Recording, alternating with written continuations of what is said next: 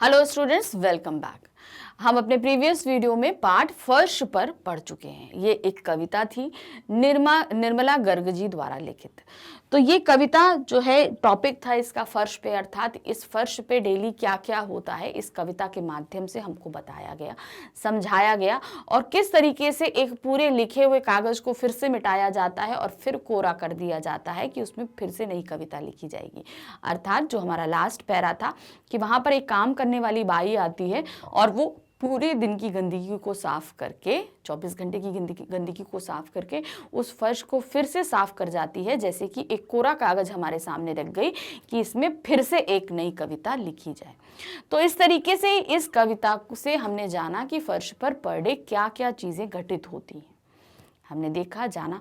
अब इस पे आधारित कुछ प्रश्न हमसे जो है वो इसी कविता के बाद में पाठ्य पुस्तक में पूछे गए हैं। तो जो पूछे गए हैं उनको हम किस तरीके से लिखेंगे। देखिए, गद्य खंड में जब हमसे प्रश्न पूछे जाते हैं तो वो एक स्टोरी नुमा होते हैं, हम इजीली लिख लेते हैं। लेकिन जब कविता आधारित या किसी दोहे या छंद आधारित हमसे पूछे जाते हैं तो यह ध्यान रखिए कि उनके प्रश्नों के उत्तर हमें खुद अपने आप बनाने पड़ते हैं। जैसे हमने कविता समझाई, उसके भावार्थ को आपने अच्छी तरह समझ लिया।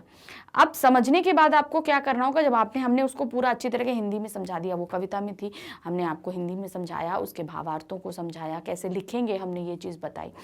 अब उसको हम जब प्रश्न पूछे जाएंगे तो उसी फॉर्म में हमको उसका लिखना है, कविता के फॉर्म में नहीं लिखना है, हमें उसे सरल हिंदी यानी गद्य फॉर्म में उसे लिखना पड़ेगा। चलिए देखते हैं कैसे लिखेंगे हम। कविता में फर्श पर कौन कौन और क्या क्या करता है, सबसे पहले हम बता। तो कविता में क्या था, पहला चिड़िया आती है, तिनके बिखेरती है, हवा चलती है, धूल बिखरती है, फिर सूरज आता है तो चिंदियां फैलाता है, धूप छांव से चिंदियां फैलाता है, फिर मुन्ना आता है तो कटोरी उलट देता है, मम्मी दाल चावल बिनती हैं, पापा फर्श पर जूते उतारते हैं, और जब मेहरी आती है तो वो पूरे जो है जितनी भी गंदी फर्श होती है उसकी पूरी सफाई करती है। तो ये सभी फर्श के साथ जो जो कर रहे हैं उनको हम यहाँ पर लिखेंगे। कैसे, कविता में सूरज धूप बिखेर देता है, चिड़िया तिनके बिखेर देती है, मुन्ना दूध की कटोरी उलट देता है, हवा धूल बिखेर देती है, माँ दाल चावल के दाने बिखेर देती है और पापा जूते बिखेर देते हैं। तो ये सब क्या क्या चीजें कर रहे हैं, मतलब क्या क्या बिखेरा जा रहा है, वो चीजें आप यहाँ पर बताएंगे। फिर नेक्स्ट क्या है, फर्श पर सभी के द्वारा कुछ ना कुछ काम करने की बात कविता में हुई है, मगर मेहरी के काम को ही कविता लिखना क्यों कहा गया है। क्यों? क्योंकि वो सफाई करती है, सफाई कर रही है, फर्श पूरा क्लीन अप कर रही है, और जिस तरीके से फर्श पर पोछा लगाती है तो उसमें लाइंस छूटती हैं। जब वो पोछा लगाएगी ना, पोछा लगाने से क्या होता है, कुछ लाइंस बनती है ना, तो वो लाइंस को क्या बोला गया है, लिखित कविता, मेहरी द्वारा लिखित कविता वो होती है। पोछा लगाने पे जो ऐसे ऐसे करके लाइंस बनती है, जो पोछा लगाई तो कभी देखिए उसमें ऐसे ऐसे करके लाइंस बन जाती है, तो वो लाइंस क्या होती है, मेहरी जो आती है यानी काम वाली जो आती है उसके द्वारा लिखित वो कविता हो जाती है। कैसे, मेहरी फर्श पर झाड़ू पोछा लगाती है, वह पूरे घर को साफ करती है, उसके द्वारा फर्श पर पोछा लगाते ये जो है लाइनें छूट जाती हैं, जिन्हें देखकर कवि कल्पना करता है मानो मेहरी ने फर्श पर कविता लिख रही हो। तो मतलब वो जो लाइंस छूटती हैं उससे कवि को क्या लगता है कि वहां पर कुछ लाइनें जो हैं मेहरी ने भी लिख दी हैं। तुम्हारी बात, अब आपसे पूछा गया, वो तो पाठ से आधारित था, अब आपसे पूछा जाएगा क्या, तुम अगर मुन्ना की जगह रहो तो क्या करोगे और क्यों। तो आप क्या करेंगे, आप भाई हम लोग भी फर्श पे बैठकर कभी पढ़ाई करते हैं, कभी कुछ करते हैं, तो हर कोई अलग अलग कार्य करता है। हम कभी अपना लैपटॉप लेकर बैठ जाते हैं, कभी फर्श पर ऐसे ही बैठ के खाना खा लेते हैं, कभी कभी गर्मियों में तो हम तकिया रख के फर्श पे ऐसे ही सो जाते हैं।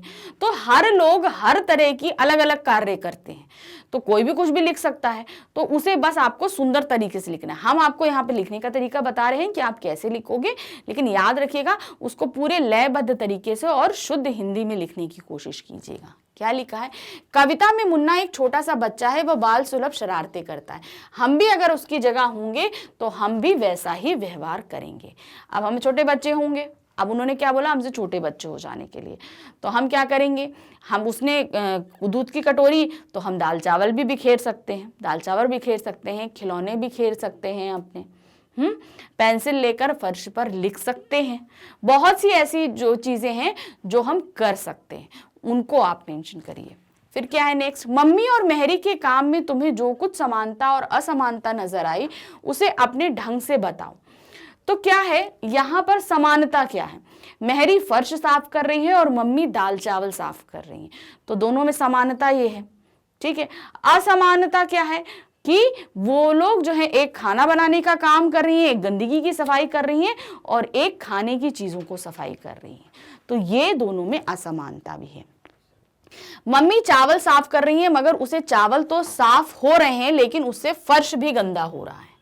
क्या हो रहा है, मम्मी चावल साफ कर रही हैं तो साथ साथ में वो चावल के जो गंदगी के जो दाने निकाल रही है वो फर्श पर डाल रही है, जिससे क्या हो रहा है, फर्श गंदा हो रहा है।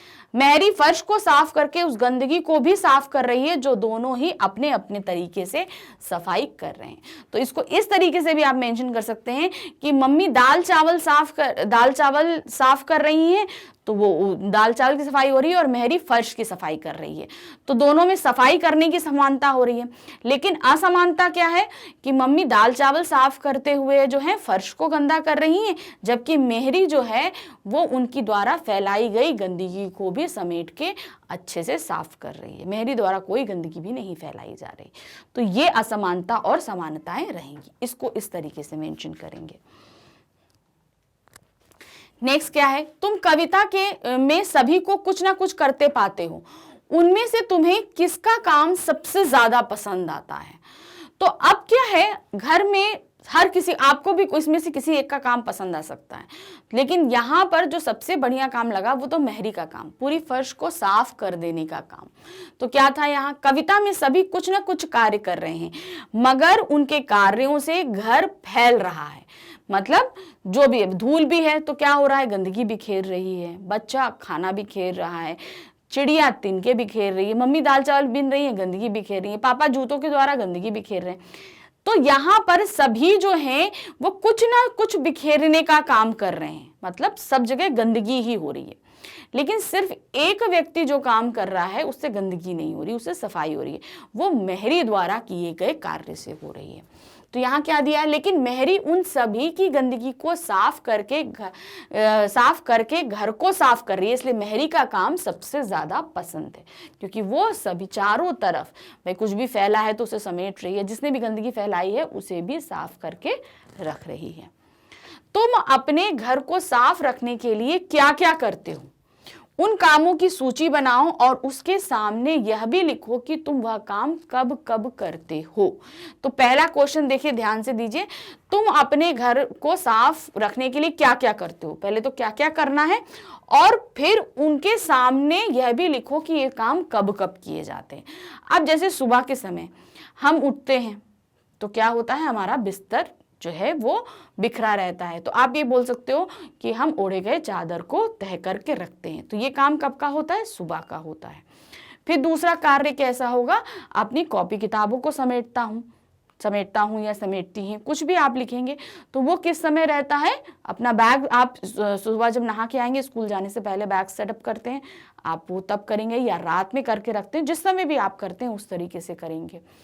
अपने घर और अपने कमरे में फैले हुए सभी सामानों को एकत्र करते हैं, कोशिश करते हैं कि कहीं पर भी गंदगी ना फैले। तो ये सभी जो कार्य आपके द्वारा संपन्न किए जाएंगे उनकी सूची बनाइए और अपनी कॉपी में लिखिए। तो जब भी आपसे किसी तरह की सूची बनाने के लिए बोला जाए तो ध्यान रखिए कम से कम उसमें 5 नंबर्स तक की सूची जरूरी कंपल्सरी है, कि कोई भी चीज लेंगे आप जिसमें 5 तरह की ऐसी चीजें आपको लिखनी होंगी कि आप क्या क्या सफाई करते हो और कितने कितने समय पर करते हो। ये बहुत जरूरी है, क्योंकि हमारे सामने सूची बनाने लायक बहुत होता है और बहुत से लोगों को कंफ्यूजन होता है कि हम कितने नंबर तक की सूची बनाएं।